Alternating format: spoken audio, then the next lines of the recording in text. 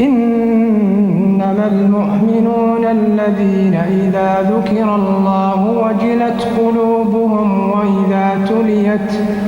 وإذا تليت عليهم آياته زادتهم إيمانا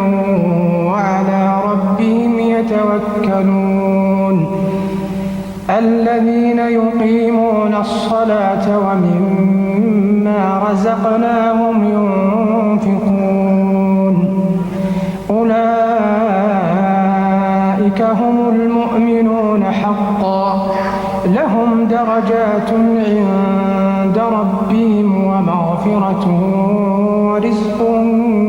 كريم كما أخرجك ربك من بيتك بالحق وإن فريقا من المؤمنين لكارهون